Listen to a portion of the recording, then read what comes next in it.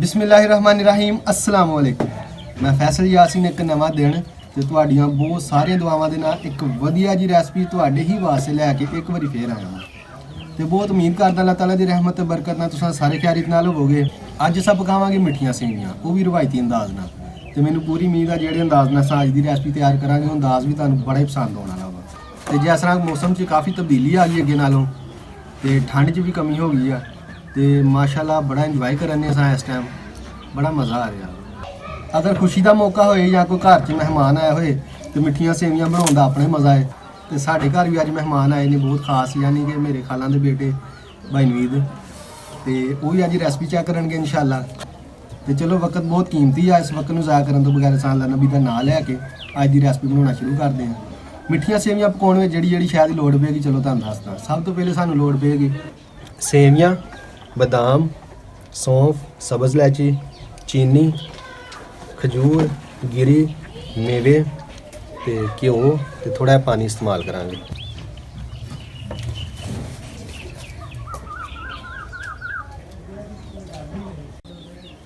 अग बल गई है ते कढ़ाई में सब तो पहले शामिल करांगे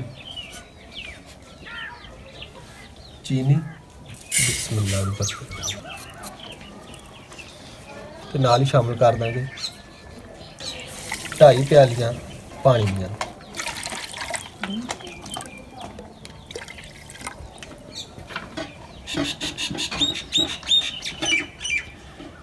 कढ़ाई में चाड़ लांगे चूल्हे ते बिस्मिल्लाह। जिन्नी देर तक चाशनी तैयार होंदी है उन्नी देर तक बाकी मेवा जा जेह्ड़े उन्हां दी कटाई कर लांगे। गिरी दी कटाई कर लांगे बिस्मिल्लाह दी बरकत।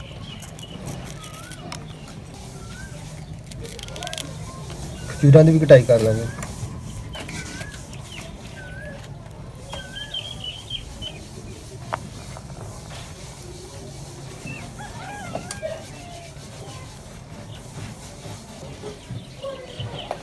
सब्ज़ इलायचियां दे बीज शामिल करांगे।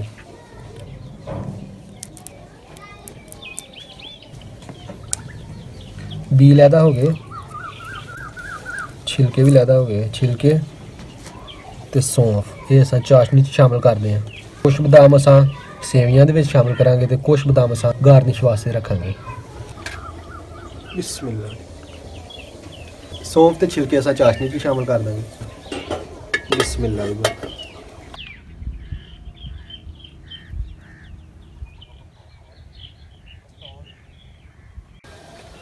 बिस्मिल्लाह दी बरकत।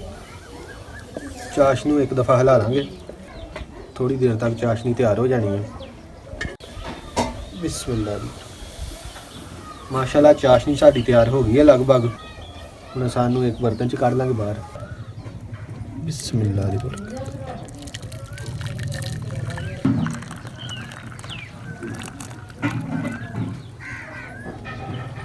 कढ़ाई में एक दफ़ा दोबारा चूल्हे ते चाड़ लांगे।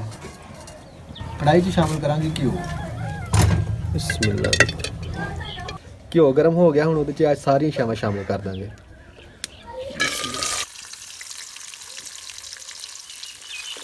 थोड़ा फ्राई करांगे सारी शावां नूं। सारी शावां बहुत अच्छियां फ्राई हो गई हैं। हुण इहदे च शामिल करांगे सवाइयां। सेवियां नूं भी थोड़ा फ्राई करांगे।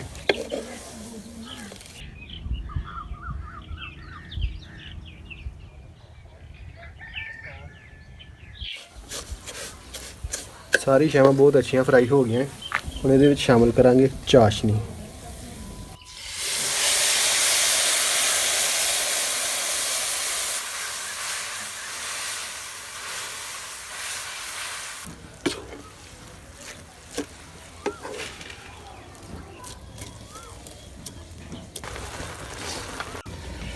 बिस्मिल्लाह।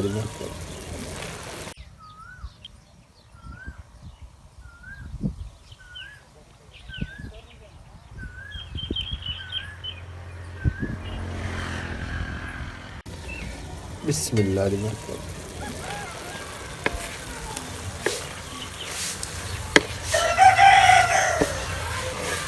माशाल्लाह सेवियां दम देने लिए बिल्कुल तैयार है। हुण असां सेवियां नूं देवांगे दम तकरीबन 5 ਤੋਂ 7 मिनट का। बिस्मिल्लाह दी बरकत।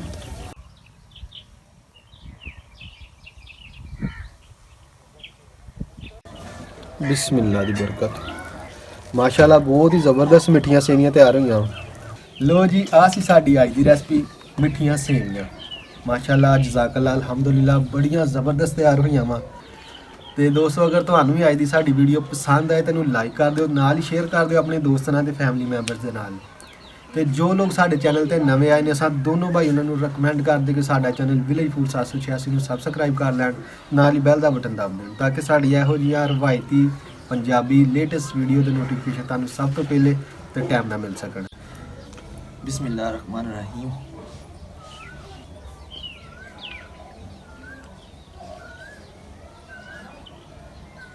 माशाअल्लाह जी फैसल भाई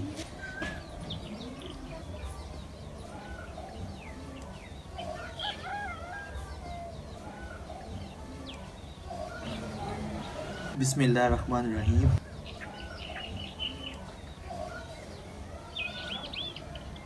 ਹਾਂਜੀ ਭਾਈ ਨਵੀਦ ਦੱਸੋ ਸਾਡੇ ਵੀਡੀਓ ਦੇਖਣ ਵਾਲਿਆਂ ਨੂੰ ਵੀ ਕਿ ਅੱਜ ਦੀ ਰੈਸਪੀ ਕਿਹੋ ਜਿਹੀ ਬਣੀ। ਮਿੱਠੀਆਂ ਸੇਵੀਆਂ ਖਾਣ ਦਾ ਵਾਕਈ ਬੜਾ ਮਜ਼ਾ ਆ ਰਿਹਾ ਭਾਈ। ਫੈਸਲ ਭਾਈ ਯਕੀਨ ਜਾਨੋ ਮਜ਼ਾ ਆ ਗਿਆ ਯਾਰ, ਠੀਕ ਹੈ ਨਾ। ਆਪਣੇ ਦੋਸਤਾਂ ਨੂੰ ਵੀ ਇਹੀ ਕਹਿੰਦੇ ਆ ਜਿਹੜੇ ਦੇਖ ਰਹੇ ਨੇ ਕਿ ਮਿਹਰਬਾਨੀ ਇਸ ਨੂੰ ਲਾਈਕ ਲਾਜ਼ਮੀ ਕਰਿਓ। ਬੜੀ ਮਿਹਨਤ ਹੁੰਦੀ ਜੇ ਭਾਈ, ਅੱਜ ਮੈਂ ਖੁਦ ਦੇਖਿਆ ਆਪਣੀ ਅੱਖਾਂ ਦੇ ਨਾਲ, ਬੜੀ ਮਿਹਨਤ ਹੁੰਦੀ ਜੇ। ਇਹ ਦੋਨੋਂ ਭਾਈ ਜਿਹੜੇ ਨਾ ਬੜੀ ਮਿਹਨਤ ਕਰਦੇ ਜੇ, ਠੀਕ ਹੈ ਨਾ। ਅੱਜ ਅਸੀਂ ਵੀ ਤੁਹਾਨੂੰ ਇਹੀ ਕਹਾਂਗੇ ਕਿ ਅੱਲਾ ਸੋਨਾ ਤੁਹਾਨੂੰ ਤੰਦਰੁਸਤੀ ਦੇ ਜੀ ਦੋਨਾਂ ਭਾਈਆਂ। ਆਮੀਨ ਵੱਡਿਆਂ ਦੀ ਸੇਵਾ ਕਰਦੇ ਰਹੋ ਤੁਸੀਂ ਇਨਸ਼ਾਅੱਲਾ। ਫੈਸਲ ਭਾਈ ਜ਼ਰਾ ਪਾਸ ਆਓ ਯਾਰ, ਬੈਠ ਕੇ ਖਾਣੇ ਦੋਨੇ ਹੀ। ਜਿੰਨੀ ਤੁਸੀਂ ਮਿਹਨਤ ਕਰ ਰਹੇ ਜੇ ਅੱਲਾ ਸੋਨਾ ਤੁਹਾਨੂੰ ਇਹ ਲਾਜ਼ਮੀ ਸਲਾਹ ਦੇਗਾ ਭਾਈ ਇਨਸ਼ਾਅੱਲਾ।